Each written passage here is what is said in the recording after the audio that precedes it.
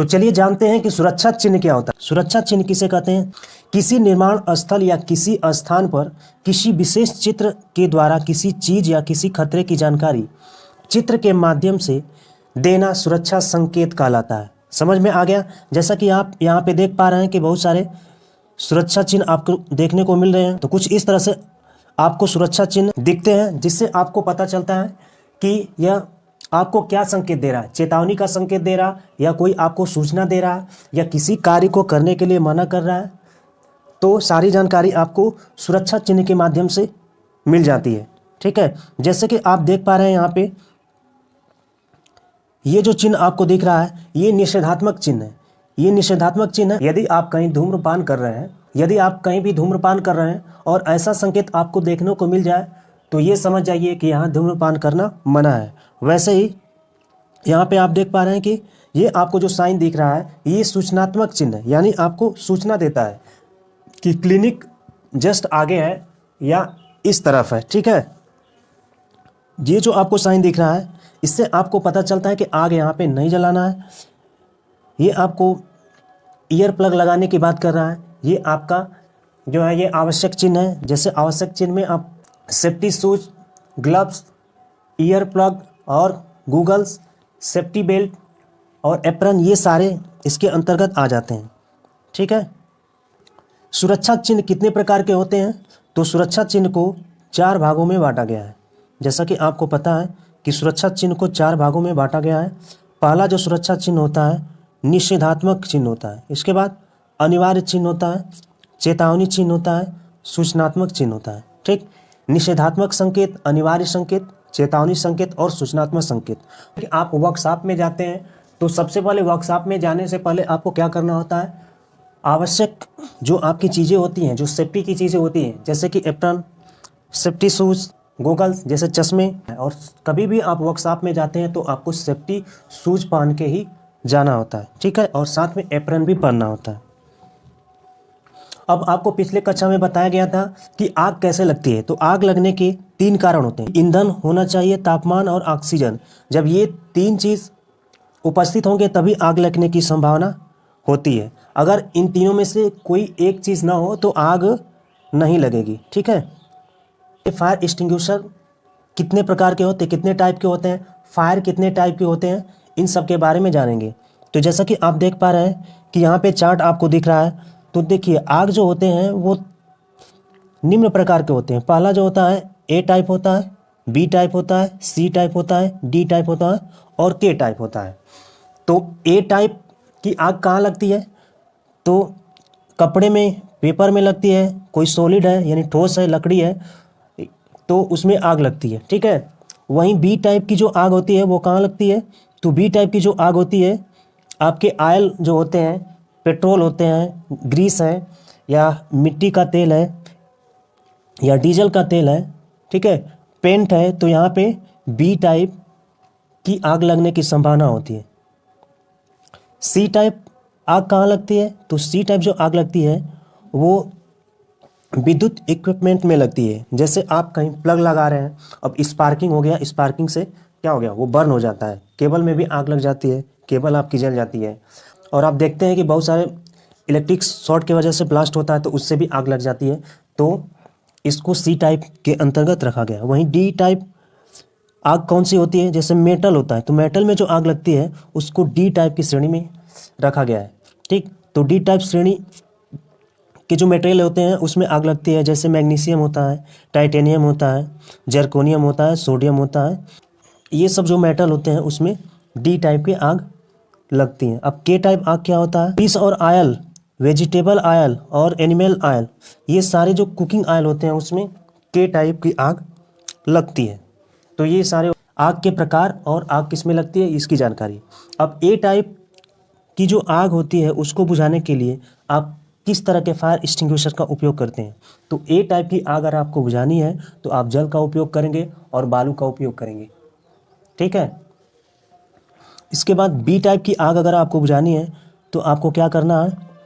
आपको foam type fire extinguisher का use करेंगे। ठीक है, और सी टाइप यदि आपको आग बुझानी है तो जैसे सी टाइप आपको पता है कि इलेक्ट्रिकल जो इक्विपमेंट होते हैं उसमें सी टाइप आग लगती है, तो उसको बुझाने के लिए आपको CTC, हैलोन और कार्बन डाइऑक्साइड फायर एक्सटिंग्विशर का यूज करना होता है। चलिए अब आगे देखते हैं फायर एक्सटिंग्विशर का यूज कैसे करेंगे, आप उसको ऑपरेट कैसे करेंगे। तो देखिए फायर एक्सटिंग्विशर की कुछ नियम होते हैं, तो फायर एक्सटिंग्विशर के 5 नियम होते हैं, तो 5 नियम के माध्यम से आपको बुझाना होता है। ठीक, पहले आपको क्या करना होता है, पुल करना होता है। पुल का मतलब कि जो इसमें कील लगी होती है इसको आपको खींचना होता है। ये जो कील लगी है इसको आपको क्या करना होता है, खींचना होता है। इसके बाद आपको क्या करना होता है, जहाँ पे आग लगी होती है वहाँ आपको टारगेट करना होता है। जैसे कि आप देख पा रहे हैं कि ये जो लड़की है आग को बुझाने के लिए वहाँ पे टारगेट की है। तीसरा जो स्टेप होता है, आप यहाँ पे हैंडल देख रहे हैं, तो ऊपर वाला जो है हैंडल का जो भाग होता है उसको आपको नीचे की तरफ दबाना होता है। ठीक, ऐसे आपको दबाना होता है। इसके बाद ये जो पाइप है, जैसा कि आप देख पा रहे हैं, ये जो पाइप है, जो लड़की पाइप को लेके पकड़ी है, तो इसको आपको क्या करना होता है, आग जिधर लगी होती है लेफ्ट राइट आपको हिलाना होता है। ठीक है, तो सबसे पहले आपको क्या करना होता है, कील को निकालना है। इसके बाद आपको जहाँ पे आग लगी है वहाँ पे निशाना लगाना होता है। इसके बाद जो हैंडल है उसको, ऊपर वाला जो हैंडल है उसको दबाना होता है। इसके बाद ये जो पाइप है, पाइप को हिलाना होता है। तो इस तरह से आग बुझाते समय फायर एक्सटिंग्विशर के प्रयोग करने के स्टेप होते हैं। ठीक है, फायर एक्सटिंग्विशर क्या होता है, तो आग बुझाने का एक यंत्र होता है। फायर एक्सटिंग्विशर करता क्या है, आग से ऑक्सीजन को अलग कर देता है जिससे आग बुझाने में आसानी होती है। तो 5S का क्या मतलब होता है, कहीं भी आप अपने घर या ऑफिस या कोई कंपनी है या वर्कशॉप है तो उसको साफ सुरक्षित सही ढंग से रखना होता है, तो हम 5S का उपयोग करते हैं। यानी 5S जो कंसेप्ट होता है उसको फॉलो करते हैं। तो 5S का जो पहला स्टेप होता है उसको शॉर्ट बोलते हैं। दूसरा जो स्टेप होता है सेट ऑफ ऑर्डर। ठीक है, कोई भी औजार है तो उसको एक ऑर्डर में रखना है। इसके बाद साइन करना होता है। इसके बाद स्टैंडर्डाइज होता है। ठीक, इसके बाद सस्टेन होता है। यानी पहले नंबर पे शॉर्ट होता है, दूसरे नंबर पे सेट इन ऑर्डर होता है, और तीसरे नंबर पे साइन होता है, और चौथे नंबर पे स्टैंडर्डाइज होता है। इसके बाद 5वें नंबर पे सस्टेन होता है। तो इस तरह से 5S कंसेप्ट होता है और इसका फुल फॉर्म होता है। चलिए अगला टॉपिक देखते हैं। पहली क्लास में आपको राउंड नोज प्लायर के बारे में पढ़ाया गया था। तो राउंड नोज प्लायर क्यों बोला गया, क्योंकि इसका जो नोज होता है वो राउंड होता है, यानी वृत्ताकार शेप का होता है। कैसा होता है, ये जो है इसका जो नोज है वो वृत्ताकार शेप का है। ठीक है, तो इसलिए इसको हम राउंड नोज प्लायर के नाम से जानते हैं। अब इसका काम क्या होता है, तो राउंड नोज प्लायर का काम होता है, कोई भी वायर होता है तो उसको कुछ इस तरह कुंडली बनाया जाता है, यानी वृत्ताकार कुंडली बनाया जाता है। ठीक है, इस वाले भाग को हम हैंडल के नाम से जानते हैं। ये वाला जो भाग होता है इसको नोच के नाम से जानते हैं। ठीक है, इस वाले भाग को हम पियोट ज्वाइंट के नाम से जानते हैं। अब अगला औजार है पिंसर। तो पिंसर क्या होता है, पिंसर का काम होता है कोई भी लकड़ी होती है तो उसमें क्या करता है, कील निकालता है। अब इसमें आप देख पा रहे हैं ये वाला जो भाग होता है इसको हम पियोट पॉइंट कहते हैं। इससे हम जाग के नाम से जानते हैं। इसको हम हैंडल के नाम से जानते हैं, और ये क्या है, कटिंग एज है, तो इसे हम पिंसर कहते हैं। अगला जो हमारा टॉपिक है वो अनिवार्य चिन्ह। तो मैंडेटरी साइन का मतलब क्या होता है, मैंडेटरी साइन का मतलब होता है अनिवार्य चिन्ह। यानी कभी भी आप वर्कशॉप में जाते हैं तो आपको क्या पहन के जाना है, आपके लिए क्या अनिवार्य होता है जिससे कि आपको सेफ्टी मिले। ठीक है, किसी भी आप वर्कशॉप में जाते हैं तो उससे पहले आपको क्या करना होता है, सबसे पहले सर पे हेलमेट पहनना होता है। इसके बाद आँखों पर चश्मा लगाना होता है। इसके बाद कान की सुरक्षा करना होता है।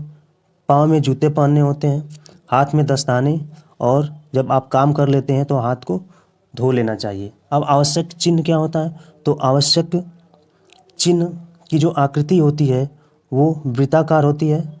इसके बाद जो इसका पृष्ठभूमि होता है, यानी इस वाले भाग बोल रहा है, ये वाला जो भाग है ये इसको हम पृष्ठभूमि बोलते हैं। तो पृष्ठभूमि नीला होता है। ठीक है, अगला जो हमारा टॉपिक है वो है चेतावनी चिन्ह। तो डेंजर का जो चिन्ह होता है वो भी चेतावनी चिन्ह के अंतर्गत ही आता है। और जो इलेक्ट्रिक साइन होता है वो भी चेतावनी चिन्ह के अंतर्गत आता है। जैसा कि आप ये देख रहे हैं, इसे ही इलेक्ट्रिक साइन कहते हैं। संकेतक चिन्ह की आकृति कैसी होती है? तो आकृति जैसा कि आप देख पा रहे हैं त्रिभुजाकार होती है, ये है आकृति। इसके बाद इसके अंदर जो पृष्ठभूमि होती है वो कैसा होता है? देखिए पीला होता है। इसके बाद जो चिन्ह अंदर बना होता है वो कैसा होता है? काला होता है। और साथ में इसका जो बॉर्डर होता है वो भी काला होता है। इसका मतलब कि बॉर्डर और अंदर जो चिन्ह बना होता है वो काला होता है और जो बैकग्राउंड होता है वो पीला होता है। संकट, भय और सावधानी से आगाह करता है। ठीक है, अगला हमारा जो टॉपिक है वो है फायर एक्सटिंग्विशर। ठीक, तो हम यहाँ पे पढ़ने वाले हैं हैलोन अग्निशामक के बारे में। तो हैलोन अग्निशामक का इस्तेमाल आग को बुझाने में किया जाता है और ख़ास तौर से इलेक्ट्रिक के द्वारा जो आग लगी होती है वहाँ पे हैलोन का प्रयोग करते हैं, यानी हैलोन अग्निशामक का प्रयोग करते हैं। यह संपीड़ित गैस का इस्तेमाल करता है जिससे काम करने के लिए तरलीकृत किया जाता है। हैलोन गैस कार्बन और हैलोजन यानी फ्लोरीन, क्लोरीन और ब्रोमीन या आयोडीन से बनी होती है। यह दहन की रासायनिक प्रक्रिया को रोकती है। तो जैसा कि आप चित्र में देख पा रहे हैं ये है हैलोन अग्निशामक। नेक्स्ट टॉपिक हमारा है पीपीई यानी पर्सनल प्रोटेक्टिव इक्विपमेंट। इसका फुल फॉर्म होता है। अब पीपीई के अंतर्गत क्या आता है? तो पीपीई के अंतर्गत हेलमेट आता है, इसके बाद मास्क आता है, सेफ्टी शूज आता है और सेफ्टी गोगल्स आता है, हियरिंग प्रोटेक्शन आता है और आपके सेफ्टी बेल्ट आते हैं। तो ये सब पीपीई के अंतर्गत आता है। ग्लव्स भी पीपीई के अंतर्गत ही आता है। अगला टॉपिक देखते हैं। और अगला टॉपिक है आपका हैंड स्क्रीन। ठीक है, तो हैंड स्क्रीन या इसको हम अन्य दूसरे नाम से भी जानते हैं। ठीक है, इसको हम फेस शील्ड के नाम से भी जानते हैं और हैंड स्क्रीन के भी नाम से जानते हैं। ये जो आपका फेस शील्ड है ये हेलमेट के साथ में लगा होता है। तो कुछ इस तरह का भी आपको हैंड स्क्रीन या फेस शील्ड देखने को मिलता है। अब अगला टॉपिक है आर्टिफिशियल रिस्पिरेशन। पहला मेथड होता है सिल्वेस्टर विधि। जब पीड़ित के सीने की ओर छाले पड़ जाते हैं तो उस समय सिल्वेस्टर विधि का उपयोग करते हैं। सैफर विधि का उपयोग तब करते हैं जब पीड़ित व्यक्ति के पीठ की ओर चोट लग जाती है। मुंह से मुंह में हवा भरने, ये तीसरी विधि है। इसका उपयोग कब करते हैं? जब पीड़ित के मुंह में सीधा हवा भरकर प्रक्रिया दी जा सके। इसके बाद जो नेक्स्ट विधि है कृत्रिम यंत्र विधि। इस प्रक्रिया में पीड़ित व्यक्ति को श्वास यंत्र के द्वारा हवा भरी जाती है। अगला टॉपिक है डायगोनल कटिंग प्लायर। तो डायगोनल कटिंग प्लायर का ये चित्र आप देख पा रहे हैं, ये पूरा डायगोनल कटिंग प्लायर का चित्र है। इस वाले भाग को हैंडल के नाम से जानते हैं और इस वाले भाग को ज्वाइंट के नाम से जानते हैं। ये इसका जा है और ये इसका क्या है? ब्लेड है। चलिए अगला टॉपिक देखते हैं। अगला जो हमारा टॉपिक है सूचनात्मक चिन्ह। तो सूचनात्मक चिन्ह का जो बैकग्राउंड होता है वो कैसा होता है? हरा होता है और अंदर जो चिन्ह बना होता है वो सफ़ेद रंग का होता है। ठीक है, तो आपको ये बात ध्यान रखना है। और जो इसका बॉर्डर होता है ये इसका बॉर्डर है। ठीक है, तो ये जो बॉर्डर होता है कैसा होता है? वर्गाकार होता है या आयताकार होता है।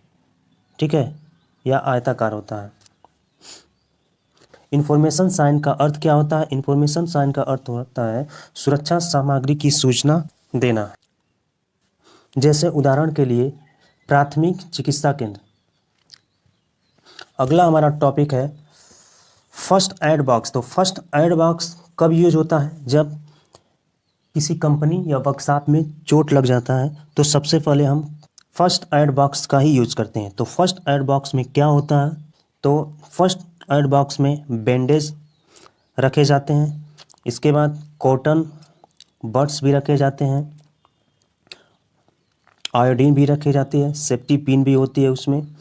ठीक, और बेटाडीन दवा भी होती है, बहुत सारी मेडिसिन भी उसमें होती है और थर्मोमीटर भी रखा होता है। ठीक, अब मान लीजिए किसी के हाथ में चोट लग जाती है और खून तेज़ी से बह रहा है तो सबसे पहले आपको क्या करना चाहिए? खून न बहे इसके लिए आपको जहाँ पे ब्लड फ्लो हो रहा है उसको प्रेस करना चाहिए। तो यहाँ पे जैसा आप देख पा रहे हैं फ्लो हो रहा है तो इसको अंगूठे से दबाना चाहिए ताकि ब्लड रुके। ठीक है, तो सबसे पहले आपको ये प्रक्रिया अपनानी चाहिए। अगला जो हमारा टॉपिक है वो है इलेक्ट्रिक शॉक। तो इलेक्ट्रिक शॉक कैसे लगती है? अब यहाँ पे आप देख रहे हैं कि ये भाई साहब हैं, इनको इलेक्ट्रिक शॉक लग गया है, अब ये उछल रहे हैं पूरा। तो ऐसा कैसे हुआ? अब यहाँ पे आप देख पा रहे हैं कि ये स्विच बोर्ड में प्लग जैसे ही लगाने गए तो ये भाई साहब कहाँ पकड़े हैं? जो प्लग है प्लग के नीचे पकड़े हैं, और प्लग के नीचे का जो हिस्सा है वो कटा हुआ है। तो इसलिए क्या हुआ, इनको इलेक्ट्रिक शॉक लगा। अब भाई साहब को इलेक्ट्रिक शॉक लगा है और आप वहीं पे मौजूद हैं, तो आपको क्या करना चाहिए? इसलिए किसी भी व्यक्ति को इलेक्ट्रिक शॉक लगती है तो आपको व्यक्ति को नहीं छूना है, उसके संपर्क में नहीं आना है। किसी लकड़ी से उसके हाथ पे मार करके छुड़ाओ, या सबसे आसान तरीका है जो मेन स्विच है घर का उसको आप बंद कर दो, ऑटोमेटिक सप्लाई बंद हो जाएगी और इन भाई साहब की जान बच जाएगी। ठीक, तो आपको ध्यान रखना है, इलेक्ट्रिक शॉक जब भी लगे तो सबसे पहले आपको मेन स्विच बंद कर देना है, या किसी कुचालक डंडे से या लकड़ी से इनको छुड़ाने की कोशिश करना है। ठीक है, अब अगले क्लास में आपको MCQs प्लस थ्योरी साथ में देखने को मिलेगा। तो आज का पहला प्रश्न है, प्रश्नों को बड़े गौर से देखिएगा। प्रश्न है, सुरक्षा चिन्ह का नाम क्या है? पहले सुरक्षा चिन्ह देख लेना है, इसके बाद आपको उत्तर देना है। जैसा कि आप देख पा रहे हैं कि आपके सामने यह सुरक्षा चिन्ह दिख रहा है, तो इसको देखना है और आपको बताना है कि यह सुरक्षा चिन्ह किसका है। चेतावनी चिन्ह का है, या आवश्यक चिन्ह का है, या निषेधक चिन्ह का है, या सूचनात्मक चिन्ह का है। ठीक है, तो जल्दी से आप लोग इसका उत्तर दीजिए। तो जैसा कि आप देख पा रहे हैं कि ये प्लस का चिन्ह है, और ये प्लस का चिन्ह किसी भी आप क्लिनिक में जाते हैं तो आपको यह चिन्ह देखने को मिलता है। इसका मतलब कि यह चेतावनी चिन्ह नहीं है। ठीक, आवश्यक चिन्ह भी नहीं है। आवश्यक चिन्ह में जैसे ग्लव्स ये सब होते हैं और आपके शूज होते हैं, तो ये आपके आवश्यक चिन्ह के अंतर्गत आते हैं। निषेधात्मक चिन्ह नहीं है। निषेधात्मक चिन्ह का मतलब होता है कि किसी काम को मना करना, जैसे सिगरेट नहीं पीना है, जहाँ पे तेल गिरा हुआ है वहाँ पे आपको आग नहीं जलाना है। ठीक है, और बहुत सारी ऐसी निषेधात्मक चिन्ह आपको देखने को मिलती है। तो इसका सही उत्तर हो जाएगा ऑप्शन नंबर डी, सूचनात्मक चिन्ह। यह आपको सूचना देता है कि क्लिनिक यहाँ पे है। यदि आपको प्लस का चिन्ह दिखाई देता है तो आप समझ जाइए कि डॉक्टरी जो है इस साइड में है या इस रूम में है। ठीक है, चलिए अगला प्रश्न देखते हैं। प्रश्न संख्या 2 नंबर, अग्नि का शमन क्या है? तो इसका विकल्प है, अग्नि में ईंधन मिलाना, अग्नि से ईंधन अलग करना, और जल का उपयोग करके तापमान कम करना, अग्नि को ऑक्सीजन की आपूर्ति से अलग करना। तो इसका सही विकल्प क्या होगा? आप लोग कमेंट बॉक्स में कमेंट करके आप लोग बताइए। प्रश्न है, अग्नि का शमन क्या है?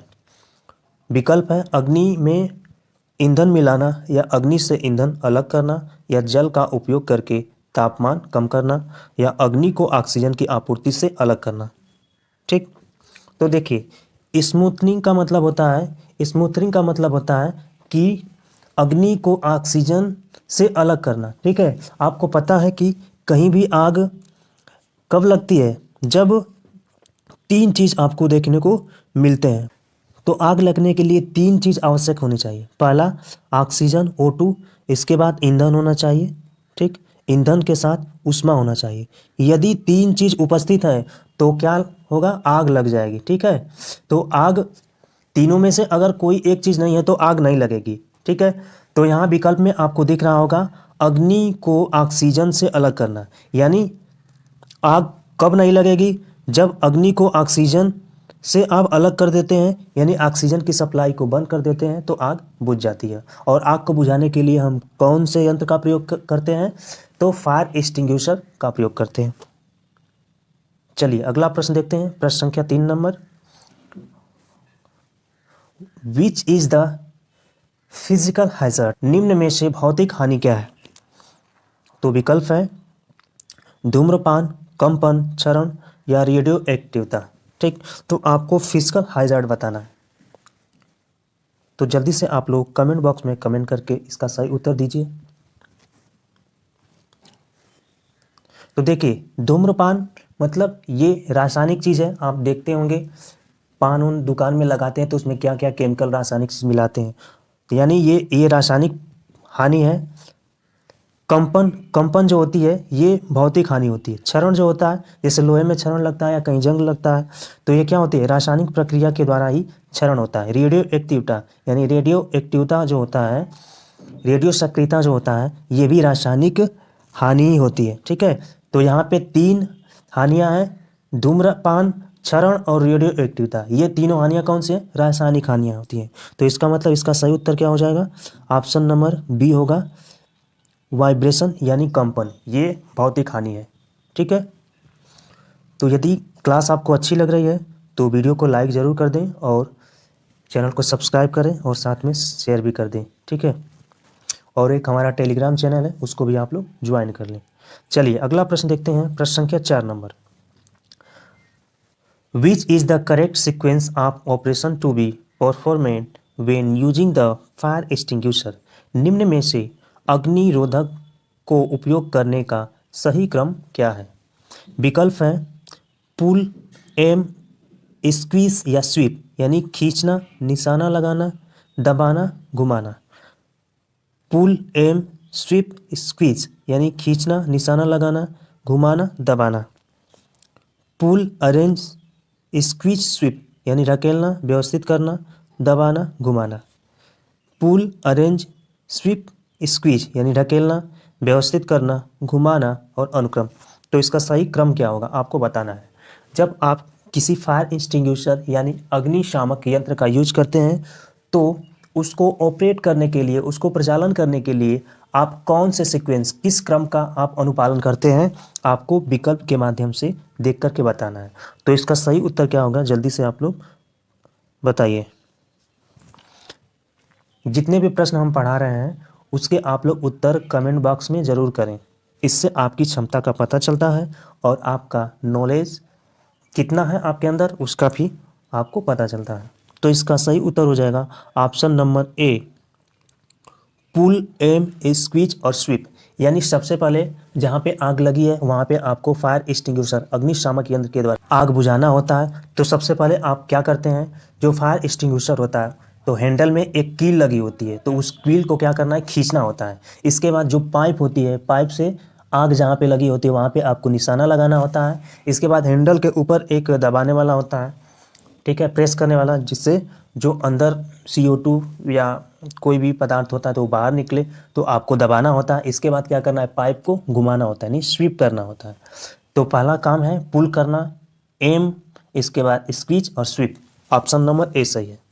चलिए अगला प्रश्न देखते हैं। अगला प्रश्न है 5वां प्रश्न क्या है, which step of the 5 years concept refer standardisation.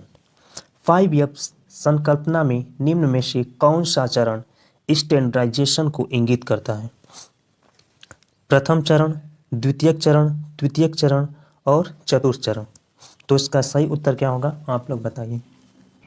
आप देखते होंगे किसी भी आप प्रयोगशाला में जाते होंगे तो आपको किसी भी औजार को अरेंज करना होता है। तो कैसे आप अरेंज करेंगे, 5 years संकल्पना के द्वारा ही आप अरेंज करते हैं। ठीक है, तो इसका सही विकल्प हो जाएगा ऑप्शन नंबर डी, चतुर्थ चरण, स्टेप 4, जो स्टैंडर्डाइजेशन है स्टेप 4 के अंतर्गत आता है। ठीक है, चलिए अगला प्रश्न देखते हैं। प्रश्न संख्या 6 नंबर प्रश्न है, which plier is use for making wire hook and loops. यानी कौन से प्लायर का उपयोग तार के हुक और लूप बनाने में होता है।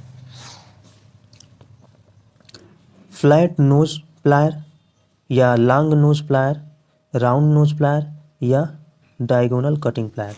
तो इसका सही विकल्प क्या होगा आप लोग जल्दी से कमेंट बॉक्स में कमेंट करके बताइए।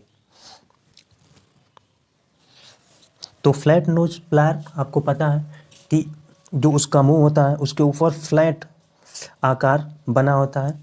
ठीक है, और लॉन्ग नोज प्लायर का मतलब होता है जिसके जो मुख होते हैं वो बड़े होते हैं। ठीक है, उसका जो नोज होता है वो बड़ा होता है। राउंड नोज प्लायर का मतलब जो उसका नोज होता है वो राउंड के आकार का होता है। ठीक, और डायगोनल कटिंग का मतलब वो काटने के लिए स्पेशली ये आपका कटिंग प्लायर बना होता है। ठीक है, जिसका मुंह होता है वो डायगोनल होता है। ठीक, तो देखिए किसी भी तार का हुक बनाना है या तार का लूप बनाना है तो आपको यूज करता है option number C, round nose plier. ठीक है, तो चलिए अगला प्रश्न देखते हैं। प्रश्न संख्या 7 नंबर प्रश्न है, what is the use of pincer, यानी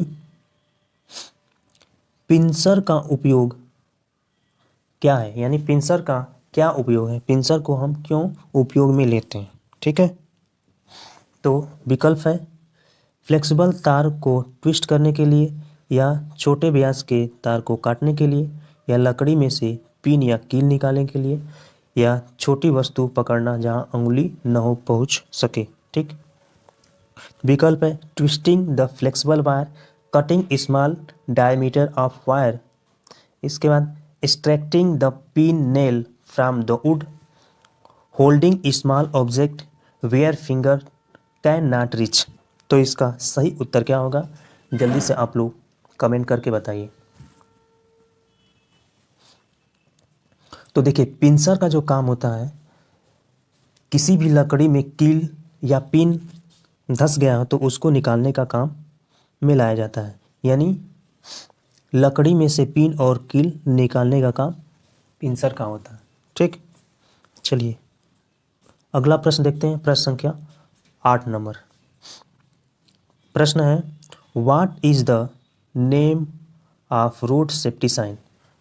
ठीक, जो आपको रोड सेफ्टी साइन दिख रहा है वह किसके लिए यूज होता है, या कौन सा चिन्ह है आपको बताना है, साइन कौन सा है बताना है।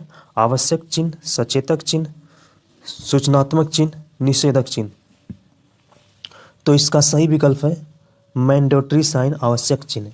ये आवश्यक है आपके लिए, कहीं भी आप सड़क क्रॉस कर रहे हैं तो आपको देखना है। ठीक है, और आपको देख करके ही सड़क क्रॉस करना है, ऐसा नहीं कि आप ऐसे ही क्रॉस कर जाइए। ठीक है, तो ये आपको सूचना देता है, ये आपके लिए आवश्यक है। ठीक, कि आपको देख करके ही जाना है। चलिए अगला प्रश्न देखते हैं। प्रश्न संख्या 9 number, what is the background colour of wiring sign in the basic category. मूल श्रेणी में सचेतक चिन्ह के पश्च भाग का रंग कैसा होता है।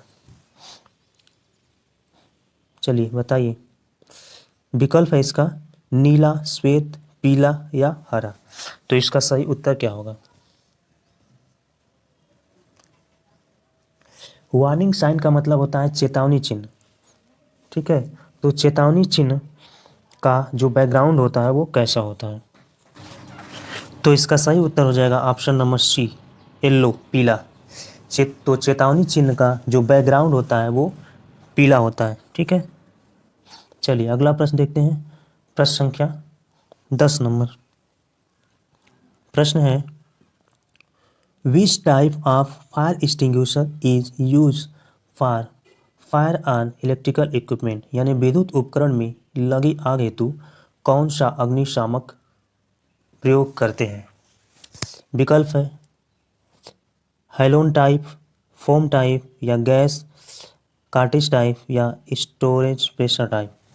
ठीक है, प्रश्न है विद्युत उपकरण में लगी अग्नि हेतु किस अग्निशामक का प्रयोग किया जाता है।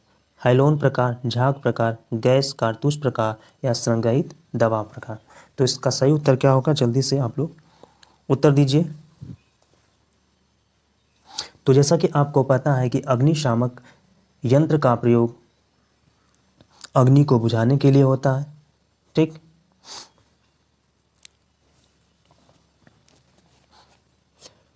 तो इसका सही विकल्प हो जाएगा ऑप्शन नंबर ए। ऑप्शन नंबर ए इसका सही विकल्प हो जाएगा। देखिए, कभी भी अगर अग्नि लगी है विद्युत उपकरण में तो आपको पानी का यूज नहीं करना है और झाग का भी यूज नहीं करना है, क्योंकि झाग भी तो एक लिक्विड ही होता है, तो इसका आपको यूज नहीं करना है। यदि विद्युत उपकरण में आग लगी है तो आपको हैलोन टाइप अग्निशामक का उपयोग करना है, या CO2 का आपको उपयोग करना होता है। तो CO2 का उपयोग कर सकते हैं। ठीक है ना, चलिए अगला प्रश्न देखिए। प्रश्न संख्या 11 number, which is the best disposal method that, अवशिष्ट निपटारण विधि कौन सी है जो गर्मी पैदा करती है? पहला है रिसाइकलिंग यानी पुनर्चक्रण, कंपोस्टिंग यानी खाद डालना, या इंसिनरेशन यानी भस्मीकरण, या वेस्ट कंपेक्शन यानी अवशिष्ट संघनन। तो इसका सही उत्तर क्या होगा? जल्दी से आप लोग कमेंट बॉक्स में कमेंट करके बताइए। तो अवशिष्ट निपटारण की जो विधि होती है वो भस्मीकरण होती है जो गर्मी पैदा करती है। चलिए अगला प्रश्न देखते हैं, प्रश्न संख्या 12 number. Which person protective equipment PPE is use for the protection from fumes यानी धुएं से सुरक्षा के लिए किस व्यक्तिगत सुरक्षा उपकरण यानी PPE का उपयोग किया जाता है? बताइए। तो एप्रन का उपयोग करेंगे, या चश्मे का उपयोग करेंगे, या कान कवच का उपयोग करेंगे, या नाक कवच का उपयोग करेंगे? तो जिस वर्कशॉप में आप काम करते हैं तो वहाँ पे जाहिर सी बात है कोई भी ऐसा कार्य होता होगा, जैसे मान लीजिए वेल्डिंग ही होता है तो क्या होता है, धुआं निकलता है कि नहीं? या आग ही है, कुछ लग गया हो कहीं, तो उससे बचने के लिए आपको क्या करेंगे? तो आप क्या करते हैं, नाक के द्वारा सांस लेते हैं ना। तो नाक के द्वारा जब सांस लेते हैं तो धुआं आपके शरीर के अंदर जाएगा और आपको नुकसान पहुंचाएगा। तो इससे बचने के लिए आप क्या यूज करेंगे? आपको यूज करना है नोज मास्क, यानी आपको नाक कवच यूज करना है, ठीक है। तो इसका सही विकल्प हो जाएगा ऑप्शन नंबर डी। चलिए अगला प्रश्न देखते हैं, प्रश्न संख्या 13 number. What is the full form of BIS यानी BIS का पूर्ण रूप क्या है? तो इसका सही विकल्प क्या है? पहले विकल्प देख लीजिए, बोर्ड ऑफ इंडियन स्टैंडर्ड यानी bureau of Indian standard, board of international standard, या ब्यूरो ऑफ इंटरनेशनल स्टैंडर्ड। तो इसका सही उत्तर क्या है? जल्दी से आप लोग कमेंट में कमेंट करके बताइए। तो इसका सही उत्तर हो जाएगा option number Bureau of Indian Standard. चलिए अगला प्रश्न देखते हैं, प्रश्न संख्या 14 number. Which method is use to lift and move heavy loads यानी भारी भार उठाने और स्थानांतरित करने के लिए किस पद्धति का उपयोग किया जाता है? विंच का, या क्रेन और स्विंग का, लेयर या रोलर्स का, या मशीन चालित प्लेटफॉर्म का? तो इसका सही जो विकल्प होगा वो होगा ऑप्शन नंबर बी सही हो जाएगा, क्रेन और स्लिंग्स। अगला प्रश्न देखिए, प्रश्न संख्या 15 number. What is starving in extinguishing of fire यानी आग बुझाने में स्टार्विंग का क्या कार्य है? अग्नि में ईंधन मिलाना, या अग्नि में ईंधन से अलग करना, या जल का उपयोग करके तापमान कम करना, या ऑक्सीजन, अग्नि को ऑक्सीजन की आपूर्ति से अलग करना? तो इसका सही विकल्प क्या होगा? आप लोग कमेंट बॉक्स में कमेंट करके बताइए। देखिए स्टार्विंग का जो अर्थ होता है वो तापमान को कम करना होता है, और तापमान आप कम कैसे करेंगे? जब आप जल का प्रयोग करेंगे, ठीक है। तो इसका सही उत्तर हो जाएगा removing fuel equipment from the fire, ठीक। तो जल का उपयोग करके तापमान को कम करना, इसका ऑप्शन नंबर सी सही होगा। तो आज की क्लास का ये अंतिम प्रश्न था।